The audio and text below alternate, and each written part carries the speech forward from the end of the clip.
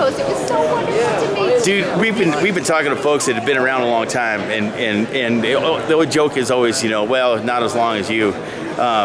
But Jude comes damn near to being around as long as me. How you doing, man? Good. Good. Hey, you guys are rocking it over there. How many employees you got? 6. And that's head fight. That's for head That's fight. official head fight 'em. Yeah. And you've got this amazing measurement system now. Yeah. You having fun with that? Yeah, we're having fun with that. You personally, are you having fun? Oh yeah, we're having a lot of fun with it. Yeah. What makes up the bulk of your day when you're doing stuff? I mean, you're not reading posts and moderating, right? No. I actually would like to post more and moderate more. Yeah. But right now, actually, as you may or may not know, we had that transition to an independent. Off the huddler. Yeah, we're completely independent off huddler. Right. That is actually what's taking up most of our time. That's the difficult, yeah. Yeah, because sure. we're some of the stuff, like the homepage is completely custom coded. The gear for sale and trade area, we have to totally custom code. What's the most fun for you? Most fun for me? What's the most fun thing about this job? Oh, it's honestly, it's just the community and dealing with the community members, because I work with. We have one guy that's not a head fire at all, but I work with head fires essentially. Yeah. So it's a great time. Yes. Are you doing it full time now? Do you have another job? I mean, I have another. Yeah, no, I still have another job. You still have your other job. But no, Okay. this one really takes up more and more time. So this is what we're spending the most time on. Yeah. I think the most fun is going and visiting Sennheiser people and stuff like that, going to factories and seeing how they do stuff and research. I'm fascinated by that. but I don't know if you've been traveling a lot. I have not traveled a lot this year. Because we've been working on the site. Yeah. So I've traveled about a quarter as much this year as last year, so kind of a bummer. Yeah. So I have a thought in my head about this year's CanJam. But I want you to tell me if you think that this year's CanJam is special or different or unusual in any sort of way. I don't know. After coming from the tent, it feels really, really special. It was in a tent last year. It was a pavilion, not a pavilion, tent. not But a tent. no, but after the tent, this just feels it's a nice return to the building, to proper shelter. Yeah. So I mean, it feels like a good show. For me, it's been fun because Ethan's running more of the actual CanJam area right now. So that gives me a chance to hopefully see more of the show. I've never walked the full show in all the years that I've been coming here. Never. Oh, you mean up in the... Yeah. Yeah. Up the other side. Yeah. I will do it this time because there's some stuff up there, which is interesting that, for example, PSB and those guys are up there, and that audio... They're also nature. Yeah, I saw that too. But here's the thing for me about this show. I've heard more good headphones at this show than at any other show. I think this show, the fact that AR showed up and has a good sounding headphone. So I haven't heard that one yet. Okay. All right. There are a number of Clips shows up with their really good sounding headphone. To me, it seems like all of a sudden we've graduated primary school or something like that, and we're in high school now, right? Because you remember back in the day, there was nothing, man. No, there was some good headphones. I mean, there's still stuff that we use today. The HD568, was a good headphone, but no, not a lot that we use today. No, I mean, there's the headphones are definitely. I would say the headphones are definitely better today. Yeah, and I think this show is kind of the first time where we see people like AR showing up with a headphone. That's we've graduated. No, it's been a good. I haven't. You've heard more of the show than I have. Yeah. So I haven't really had a chance to walk around yet. So that's something that I'll be doing. But yeah, hopefully I have the same feelings you have. Well, I'll shut up and let you walk around and. This is. Thanks for your work, Jude. Hey, thanks for coming out. Yeah. And I actually want to say, obviously from the measurement side, you're the one who you got us interested in this in the first place. And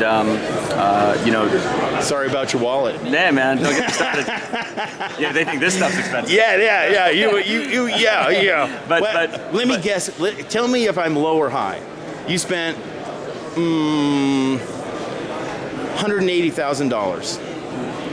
That's probably high, but anyways, it's expensive. Okay. Yeah, it's expensive. But but you're the one who got us really into that as the consumer side, and then so for me, even you know, the first time the gear arrives, because it was like a couple, 2.5 years ago, you know, the first thing we did was we watched your video on how you do the measurements. You know, because, you know, honest to goodness, you have to start somewhere. Yeah. And, you know, I started watching videos on people and how they use the audio precision analyzer, because you're dealing with other people at Audio Precision, but then sometimes you have other questions, so you literally go online and you can actually find videos of people using Audio Precision gear. Yeah. And so, yeah, you kind of pick this up by learning. And then the other thing is, that a lot of people wouldn't know, because why would they know this about us, but you came to my office. Yes, I did. And you were the first one to show me that computer audio could be good. Do you remember that? Really? You came to me, and I was still spinning discs. I think I do. I think I do remember that. He came to the office, didn't he? Yeah. I was at the office because I saw the race car that was right near the next to the office. Okay, that's right. Yeah. So was it still the Head-Fi car? It said the head? Yeah, it had the Head-Fi logo. I think it did. But anyways, you came and you brought a DAC, a USB DAC, and I don't remember what it was called. Yeah. But you said. You were trying to convince me that computer audio could be good, and I was very skeptical. Remember? Yeah, I think I do And so I was remember still spinning discs. I think I was using a Sony SCD 333S or something like that, or Carousel. Right. And then you plugged it in, and I was like, wow, this is legit. Yeah. And yeah. So here's another one. We ran a contest one time, and this was on Headwise, was it? Headwise. So we ran a contest one time, and I don't remember what the contest was. I do. Oh, you do? I What do. was it? Tell me the story. The contest was that you had to name the most headphones you could out of the photograph from your World of Headphones tour. So you'd opened up all the racks, and then you had all these headphones and other gear on it, and you had to name the most that you could properly. Now, there was so I said to my wife, I said, I'm gonna win something on this one. Yeah. And so I made sure to get it right. And I remember everyone got a COS UR. I think they thought a UR40 or something was a UR20, and I knew it was not the right. So, anyways, I named that one right, and I knew nobody else was getting it. Right. Because that was kind of the silly thing about the contest, is we were posting our answers on Headwise. Yeah. So, anyways, Headwise was crashing at the time. Do you remember that? Yeah. Oh, yeah. So what happened was, I'm ready. I knew I had the winning set of answers, at least based on what was submitted so far. I mean, I don't know why anybody wouldn't just wait till the end, right? So that's essentially what I did. So I knew I had the winning set of answers, or at least probably a good chance, and I go to hit submit, or go to Headwise, and it's down. Headwise is down. So I emailed Todd, I emailed Chu Moy, and I emailed, I don't remember who else, just to say, I did it, I submitted, here are my answers, you know, and so you guys honored it. Yeah. And so what happened was I won, there were 4 contests, 4 prizes. There was the Headroom Max, the Grado SR225, a Total Airhead, and a Sennheiser HD 600. Yeah. And I won 3 of the 4. Did you really? I didn't get the SR225. And honest to goodness, if you think about it, if you go back, there were 4 different contests. Yes, correct. There were 4 parts of the contest, and you could win a prize. Yeah, because one of them was you had to name a chord. I showed a musical chord, and you had to name it, I think. I don't remember. There was one, and there was a circuit diagram, and you had to say what was wrong with it. No, I don't remember if that might not have been the right contest. Well, maybe not. Maybe not. I mean, I've run a few contests, so that's why it's good that you know. But I didn't win the SR225. Yeah. And when I found out I won, I was like jumping up and down. And so, I honestly, if you think, I always think to myself, like, had that, because I mean, I was already deep into it. If you remember the Headwise thing. Yeah.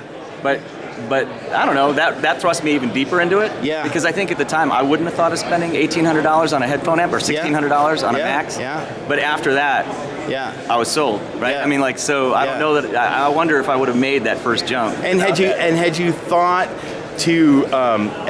Was that before, or was it before or after that you thought that because Headwise was crashing so much that Head-Fi should be started? We started almost immediately after that, because it was down for like. I think it was down like almost 6 weeks or something that year. Yeah, it would go at the end of every month when you ran out of money. Yeah, and that's when we started it. So, but it was after that we started it. But I don't think we'd even thought about it at that point. I'd have to even try to look back at the dates. Do you think winning the contest had anything to do with? Yeah, that's kind of what I was getting at. I wonder if I would have, because I was total airhead money at the time. Yeah. And I remember at the time I was dealing with Todd. Yeah. And because Todd, the vinyl junkie, worked at Headroom, and with Tile. So Tile was Todd's boss back then.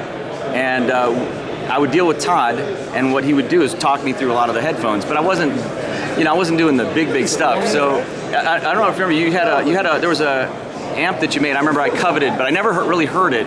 Was it called Holmes Powell? The blockhead? No, it was no. That tube one that was shaped. Was it Holmes Powell? It had a name, 2 names. Oh. You sold it. It was back when you were still doing the early esoteric stuff. Yeah. I think it was Holmes Powell or something like that. Well, Pete Millett designed it. No. Oh, is that the one? No, there was another one. No, there was another one. No, Pete Millett had. Listen, this is like, I don't know, Yeah. 25 years ago now? No, not that long ago, but it was a while ago. So when did you start Headfi? 2001. Okay. The contest was 2001. All right. So to answer the question, I don't know. That's what I was trying to get at. I may have not started it. Who knows? Had you not won the? Well, no, because it was total bidhead money. Or, I don't know. There was no bidhead yet. I don't think it was airhead money. The airhead, yeah. And I wasn't spending max money yet. Yeah. But then once you heard the max, that was it. yeah, that was it. So it was like max HD 600 or whatever, and you just So who knows? Yeah. It's hard to say. Yeah. What a cool world, huh? Yeah, it's so crazy. It's kind of gone. It's gotten out of hand, I think. Thanks so much, man. I really appreciate it. All right. This is a nostalgia tour. You were asking me about the first audio show, Headfi show, and you're asking about all this. Yeah. This is nostalgia brand, Yeah. Well, we'll see you guys around.